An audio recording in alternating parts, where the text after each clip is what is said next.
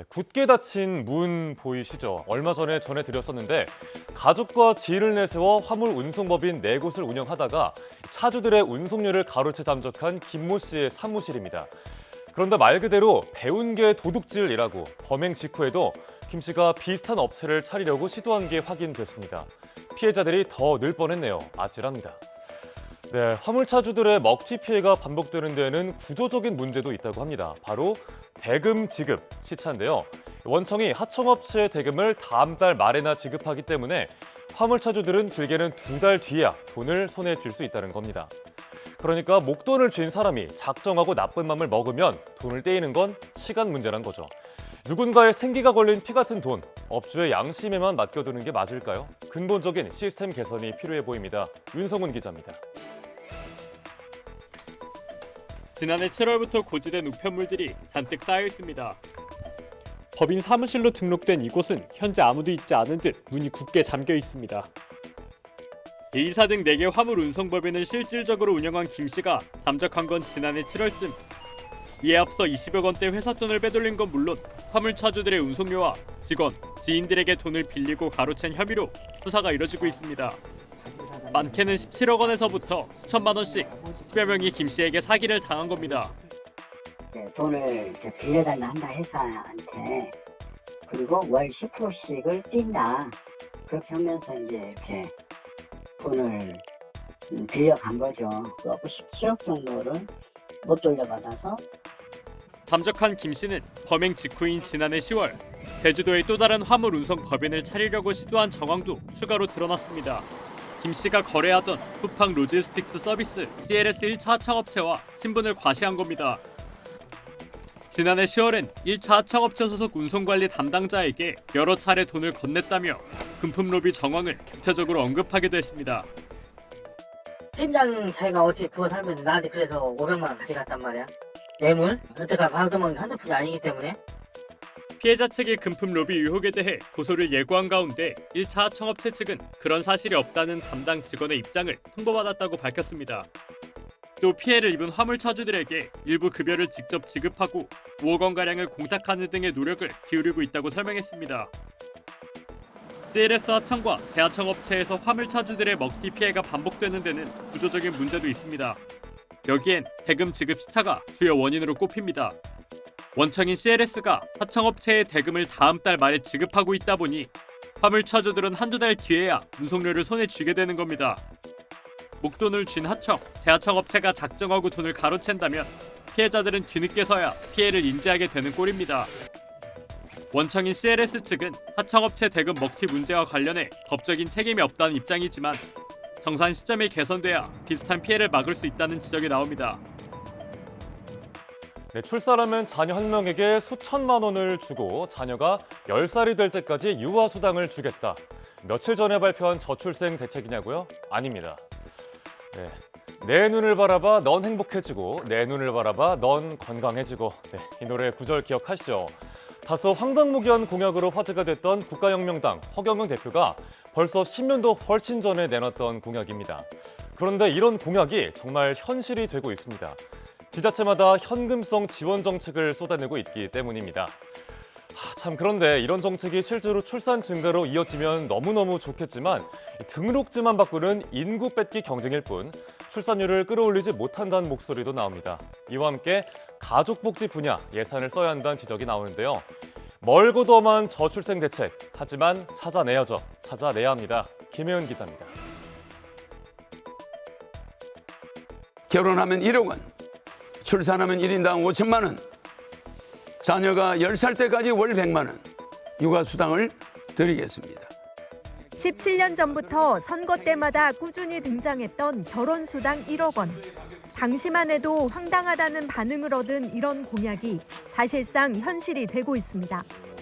인천에서 태어나는 모든 아이에게 18세까지 1억 원 이상을 지원하는 정책입니다. 출산 때 주는 첫 만남 이용권과 부모급여, 아동수당을 합하면 한 아이가 7살이 될 때까지 정부에서 받는 돈은 3천만 원 정도입니다. 여기에 지자체마다 다른 지원금을 더하면 금액은 더 올라갑니다. 출산 지원금과 양육수당 등 지자체마다 경쟁적으로 지원책을 내면서 전체 출산 지원 사업 예산 가운데 70% 정도가 현금성 정책입니다. 하지만 이런 정책은 일부 계층에서만 더디게 효과가 나타나는 데다 지역 간 인구 이동에 그칠 뿐 전체 출산율을 끌어올리지 못한다는 지적도 나옵니다.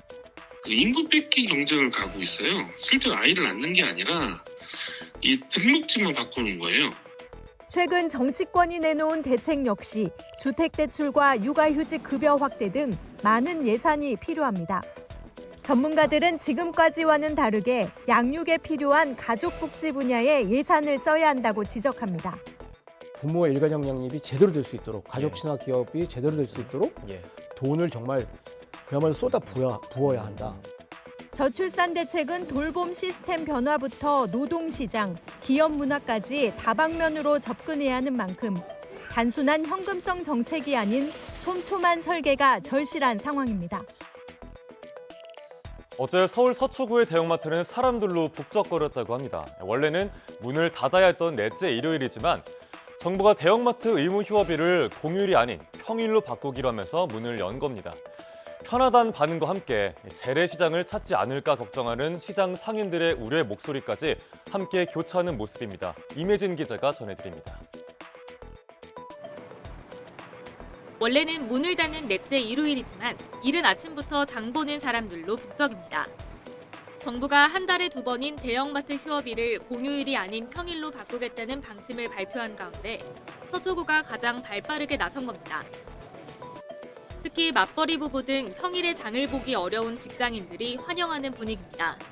직장 다니다 보면 어차피 시간이 주말에밖에 없기 때문에 주중에 이런 저녁 늦게 마트에 오는 건 사실 어렵기 때문에 2주에 한 번씩 올 때 상당히 불편했었는데 현행 유통법은 매월 공휴일 이틀을 대형마트 의무 휴업일로 지정하되 자치구 조례를 통해 협의를 거치면 평일로 바꿀 수 있도록 하고 있습니다.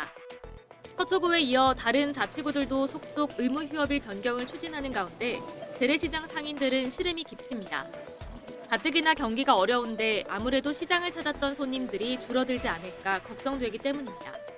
대형마트가 주말에 문을 열면 아무래도 시장에는 사람들이 덜 다니겠죠. 날씨 영향이 크기 때문에 춥거나 너무 덥거나 이러면 안에서 따뜻하게 보고 싶은 게 많을 것 같아요. 쇼핑하기에도 편리하고. 골목 상권을 지키기 위한 최소한의 안전망으로 도입된 제도 취지에 어긋난다는 지적과 함께 마트와 재래시장 상인 간의 상생을 위한 다각적인 검토가 필요하다는 목소리도 나옵니다. 네, 52만 무슨 숫자일까요? 식용 목적으로 사육되고 있던 개들의 수입니다. 얼마 전에 개 식용 금지법이 통과되면서 약 40년간 이어져온 논란에 종지부가 찍혔습니다. 하지만 책임져야 할 생명이 생겼죠. 방금 짚어드린 대로 모두 52만 마리나 됩니다. 입양이 쉽지 않고 개체 수도 너무 많아서 보호소가 모두 품기도 어려울 거란 우려의 목소리가 터져 나옵니다. 법의 유예기간은 3년입니다. 3년이 지나면 누가 책임질까요? 박정은 기자입니다. 인천 계양산 쪽에 자리 잡은 동물보호소. 식사를 챙겨주러 들어온 활동가가 반가운지 대형견이 꼬리를 흔들며 맞이합니다. 지난 2020년 동물보호단체의 도움으로 불법 개농장이었던 곳이 보호소로 탈바꿈했습니다. 당시 이곳에서 길러지던 250여 마리 가운데 130여 마리가 아직 가족을 찾지 못하고 3년째 보호소에서 생활하고 있습니다. 식용 목적으로 사육되다 보니 대부분 덩치도 크고 오랜 농장 생활로 사회화가 안 돼 입양이 쉽지 않습니다. 개식용 금지법이 통과됐지만 전국 개농장에 남아있는 52만 마리를 두고 우려가 이어지는 이유입니다. 법안을 보면 동물보호센터나 민간보호시설로 이관하거나 대통령령으로 정하는 방법으로 처분한다고 명시돼 있는데 남은 식용견들을 전부 보호소에 수용하기는 현실적으로 불가능할 거라고 동물단체는 입을 모읍니다. 개 한 마리를 보호하는데 한 해 평균 200만 원 정도 드는 데다가 보호소나 민간시설은 유기견들로 이미 포화 상태에 이르렀기 때문입니다. 이 아이들만 해도 제가 일할 때만 해도 한 달에 3톤 가까이 들었는데 막 700, 800마리가 이렇게 돼버리면은 그 사료값만 해도 엄청날 텐데 그걸로 그렇게 따지고 보면은 현실적으로 이제 일각에선 한 마리에 30만 원 정도인 비용을 생각하면 안락사 추진도 부담스러울 거란 전망이 나옵니다. 이 때문에 식용견들이 자칫 고통스러운 죽음에 놓일 수 있다는 걱정 어린 목소리도 나옵니다. 농림축산식품부는 개식용 종식 추진단을 꾸려 특별법 후속 조치를 마련한다는 입장이지만 당장 구조될 개들의 현황 파악부터 필요한 예산과 시설, 인력 확충까지 풀어야 할 과제가 만만치 않아 보입니다.